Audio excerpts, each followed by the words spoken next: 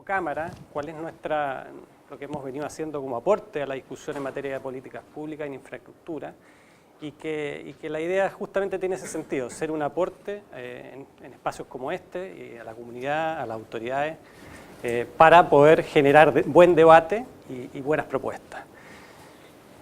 En primer lugar,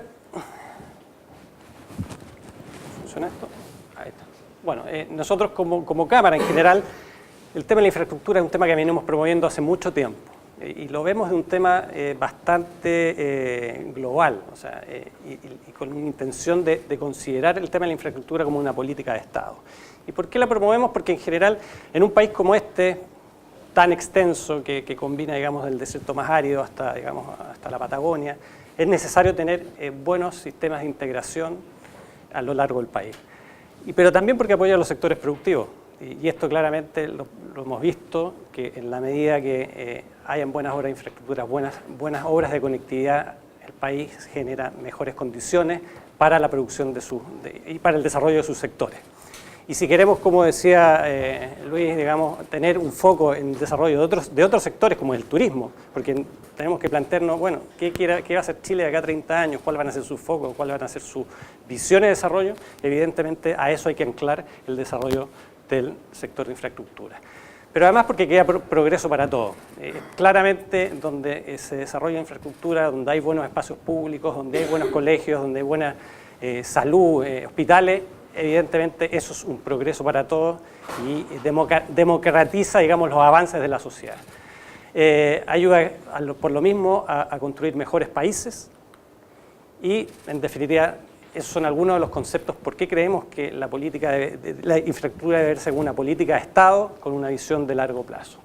Y un caso que quiero contarles, bastante de cerca, y que demuestra que nos preocupamos de la infraestructura cuando no está, o cuando hay problemas con la infraestructura. Y ahí es donde uno ve los cuellos de botella, y el caso del Paso Libertador es un caso que es bastante notable, ¿no? Que es el principal paso entre Chile y Argentina, en su parte más alta, 3.200 metros, la principal, digamos, vía de conexión para el comercio y el turismo, con Brasil, Paraguay, Uruguay y Argentina, evidentemente, y por lo tanto, a esas alturas, evidentemente las inclemencias del tiempo son bastante fuertes, lo que hace que entre 35 y 40 días del año pase cerrado. Eso es inaceptable, pensando en la importancia que tiene un paso de ese nivel. O sea, eso es lo que puede influir, digamos, la variable de infraestructura en el desarrollo de un país y el desarrollo comercial.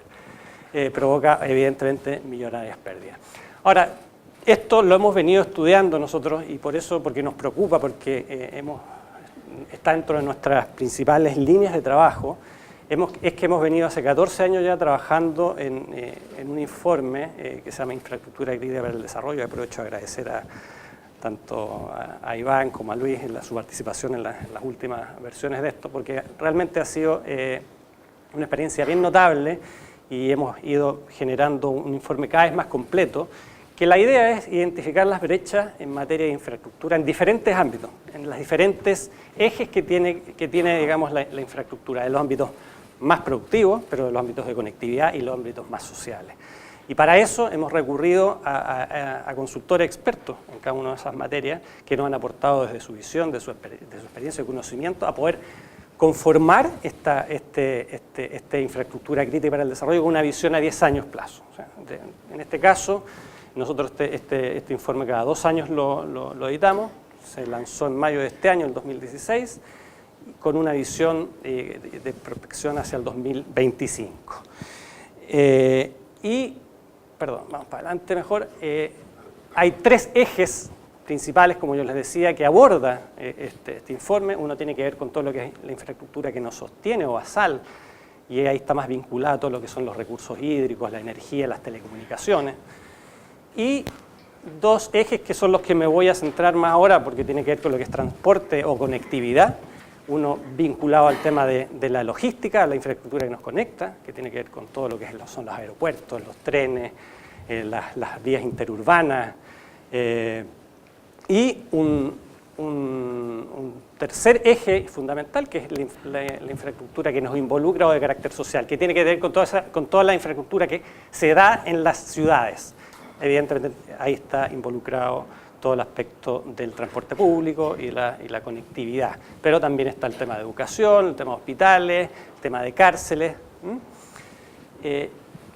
Esos son los tres ejes en los cuales nosotros centramos el análisis, y voy a comenzar por el eje de infraestructura que nos conecta. Como les decía, vamos a dejar de lado el eje de infraestructura basal, que en este caso, a todo esto, este informe está disponible en la página web, que se llama infraestructuraparachile.cl. Se puede bajar completo el informe, hay análisis muy interesantes con proyectos, incluso en proyecto a proyecto. En el eje estratégico de infraestructura que nos conecta, primero ver algunas cifras, porque a nosotros no siempre nos gusta compararnos, somos del grupo de la OCDE, somos los últimos, pero somos del grupo de la OCDE. ¿Qué ha pasado con Chile? ¿Dónde está Chile en materia de competitividad del World Economic Forum? Chile está en el número 35, si podemos ver, en conjunto con los diferentes países, pero lo importante es ver qué es lo que pasó hace 10 años atrás. 10 años atrás Chile estaba en el lugar 24. O sea, hemos perdido 11 lugares en materia de competitividad en comparación con nuestros socios del club de la OCDE, y en materia de infraestructura estamos en el lugar 45. Y si vemos acá en esta gráfica, generalmente todos los países que tienen buenos índices o mejores índices que Chile en materia de competitividad lo tienen también en infraestructura. O sea, hay una correlación bastante directa entre la posición competitiva y la posición en materia de infraestructura. Y esto aún más dramático en materia logística. Este es un informe que saca el Banco Mundial y que nos ubica en el lugar 42 en materia logística, y ese mismo informe 41 en infraestructura. Al igual, todos los países con los que nos comparamos que tienen mejor índice en esta materia lo tienen también en infraestructura. Es decir, cómo nosotros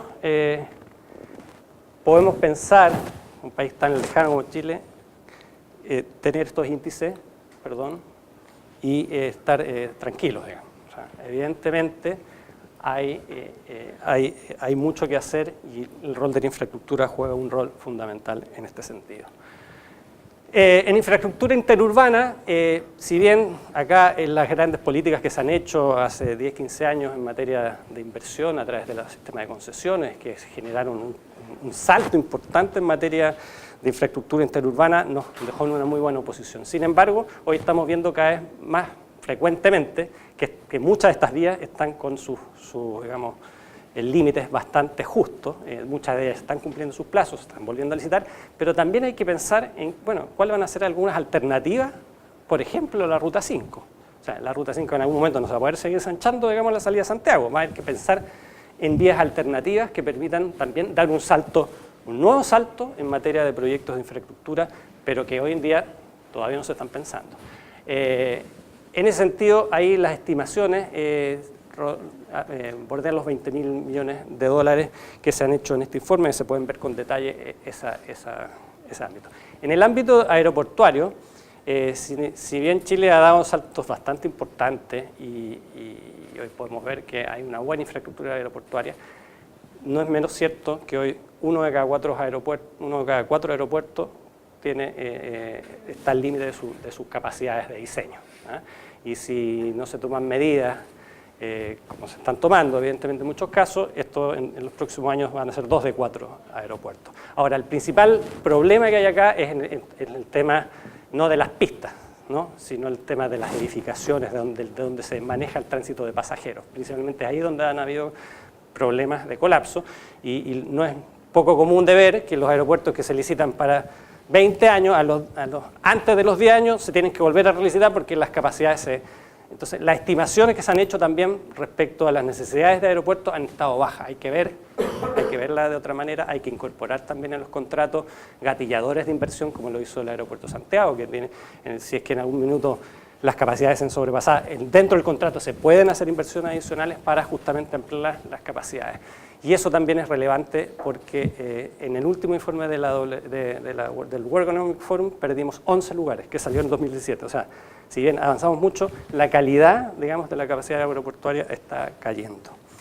En términos de puertos, bueno, acá este es un tema que a ustedes también les toca bastante de cerca, porque principalmente esos 4.390 millones de dólares que se consideraron, básicamente está ahí, o un gran porcentaje del puerto a gran escala.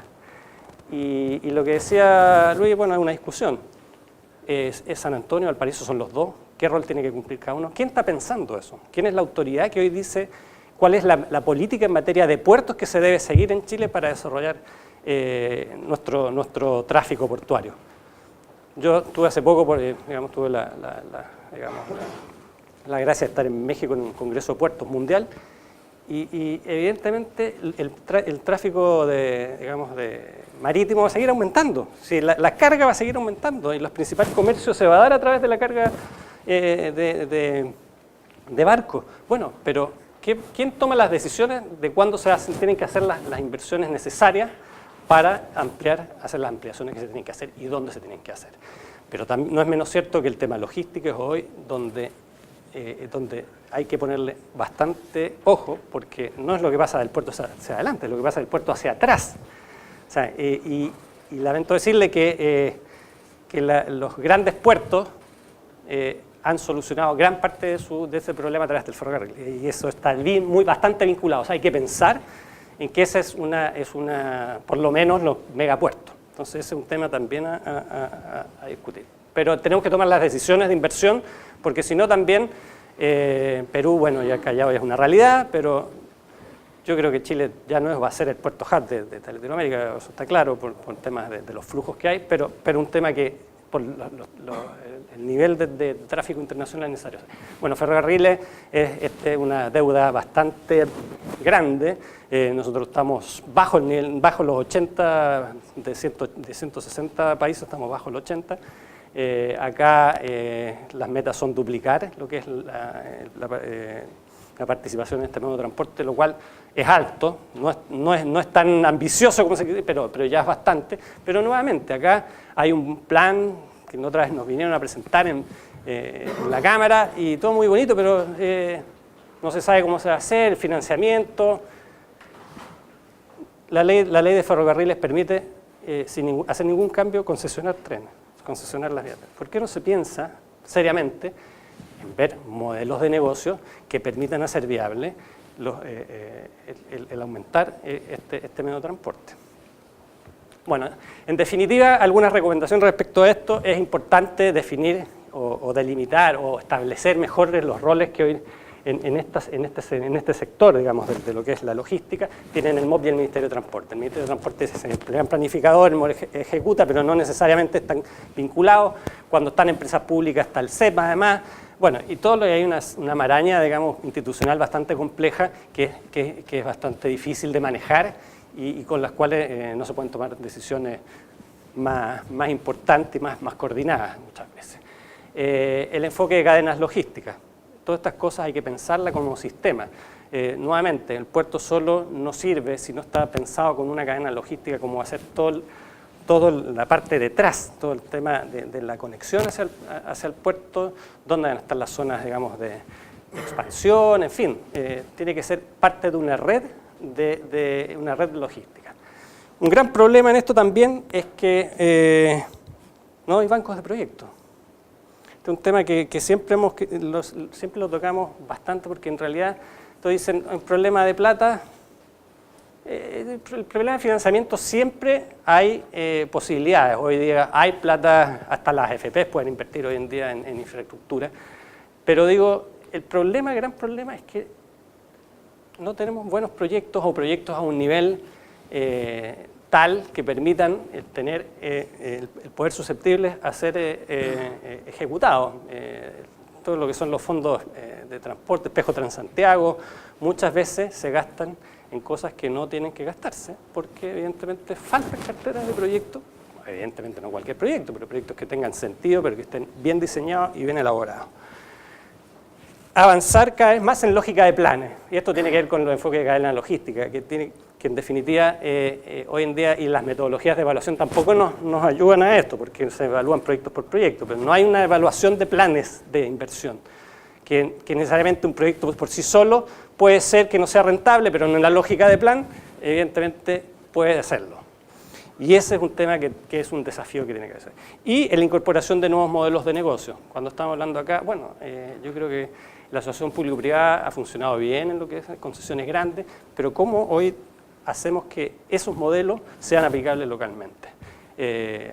A través no solo de la ley de concesiones, la ley de diferenciación urbana compartida, en fin, ver cuáles son las potencialidades para generar una mayor atracción de capitales privados y gestión privada al desarrollo de infraestructura, porque los presupuestos no sueñan, no los van a duplicar ni van a aumentar en todo lo que se requiere para poder asumir los desafíos que tenemos. Bueno, en términos de cifras no lo lateo, pero estamos hablando de que hemos identificado 30.000 millones de dólares en 10 años para cerrar las brechas en todo lo que es tema logístico. Los detalles los pueden ver nuevamente en el informe de infraestructura crítica, y hay un detalle bastante y un análisis y una explicación del análisis que se ha hecho, pero estamos hablando de órdenes de magnitud que son eso. Y el otro eje estratégico que toca lo que hoy se ha estado conversando acá, que tiene que ver con la infraestructura social, que involucra la que se da en las ciudades. Y principalmente ahí, bueno, esto lo voy a pasar más rápido porque como hemos trabajado con Luis y con Iván, hay temas que están dentro de esta presentación que se han tocado. Obviamente, para qué decirle que el tema de la urbanización es un fenómeno mundial. Hoy en día más del 50% de la población del mundo vive en ciudades, en Sudamérica es el 80% y Chile tenemos el 89% de la población que vive en ciudades. Estamos entre el lugar 18, creo, en el mundo a nivel de urbanización, y eso está claramente justificado porque donde están las oportunidades, donde está el desarrollo económico, donde se estudia, donde están las mejores universidades, donde generalmente están las mejores oportunidades, son en las ciudades. Entonces esta presión en general va a ser así. Creemos nosotros eso ha sido el desarrollo y eso va a tender a ser así. Bueno, esto se ha mostrado con otro tipo de gráfico, pero es la partición modal de lo que son hoy en día la movilización urbana en diferentes ciudades del país. Solamente que acá claramente se establecen que las tres tipos de transporte que hoy tenemos, el privado, el transporte público, motorizado y el a pie. Y lo importante es señalar acá que el transporte urbano es una buena combinación entre lo que es la oferta de la infraestructura que existe, vialidad, vereda, en fin, en todo lo que soporta, con los modos de transporte y la oferta de transporte público y de diferentes formas de transporte. Para que exista un eficiente sistema de transporte tiene que haber una buena combinación de ambas. Y es por eso que en este enfoque se tocan ambas y se proponen inversiones y formas de abordarlo para ambas partes. Evidentemente esto ya se ha mostrado, el aumento de la tasa de motorización se ha duplicado en los últimos 10 años, casi duplicado.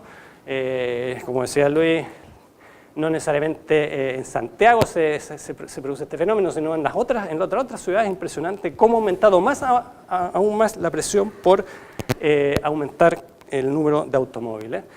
Y esto no lo mostró por suerte, pero es bien interesante, que hoy en día tiene que ver con la heterogeneidad en los tiempos y en lo que es el sistema de transporte. Hoy en día vemos que, por ejemplo, Vitacura, la gente de Vitacura, esto en Santiago, se levanta 40 minutos antes que la gente de La Pintana. Y eso básicamente tiene que ver por la oferta que hoy hay de infraestructura y de transporte público.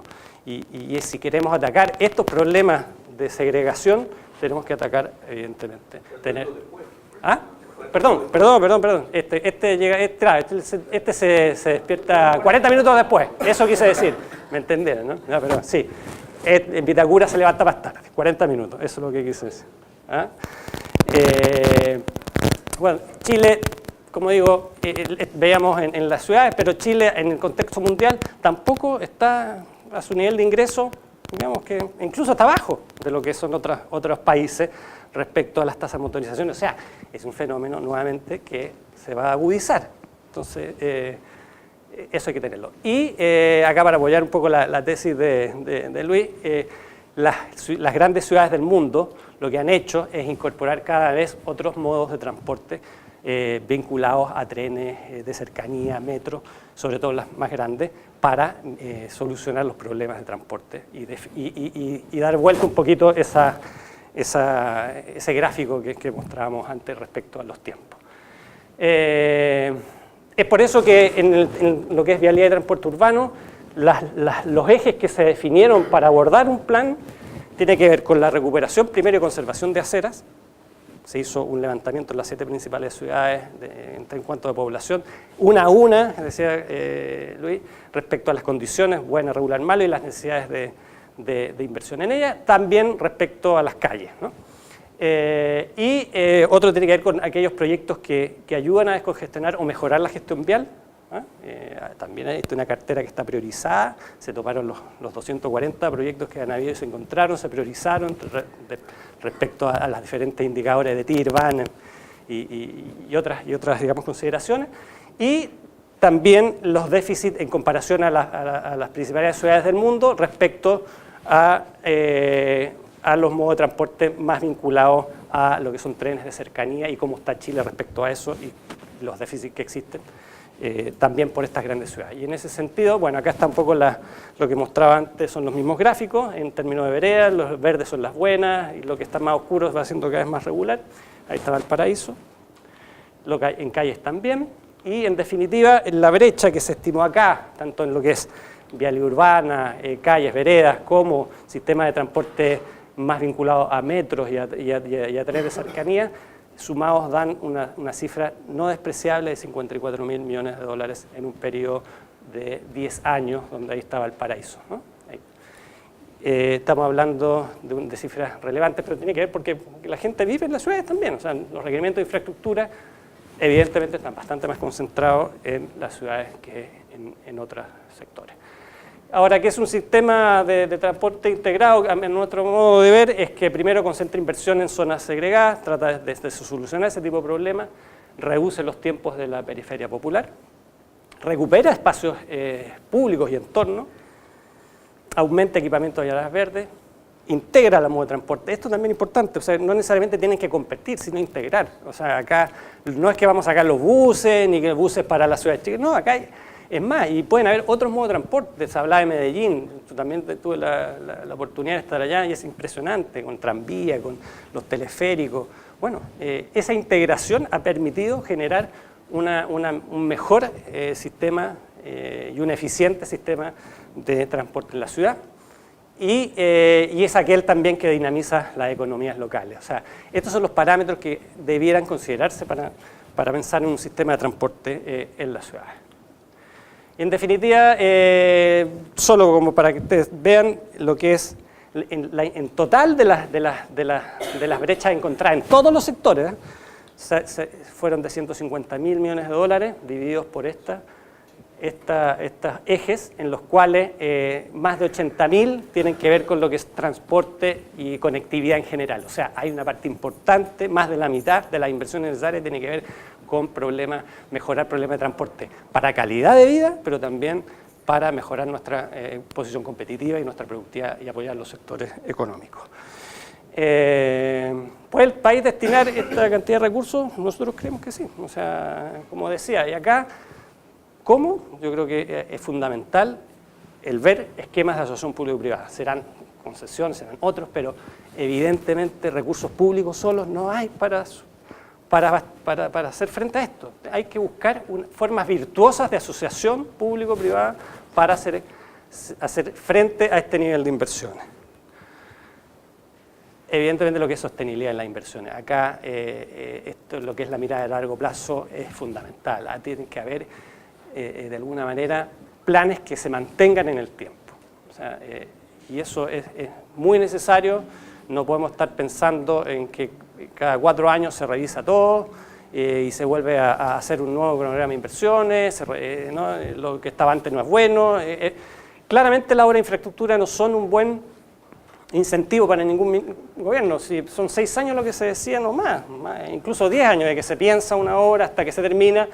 Entonces las grandes obras nadie las quiere iniciar porque no se van a ver réditos. Entonces es importante buscar fórmulas que permitan la sostenibilidad de las inversiones y por último la modernización del Estado. Acá hemos visto que hay problemas de coordinación, pero no solo problemas de coordinación, sino también del músculo que tiene que tener el Estado para poder hacerse cargo de llevar adelante planes como estos. Y eso es lo que un poco quería contarles, espero no haberme excedido mucho y bueno, muchas gracias. Muy buen cierre.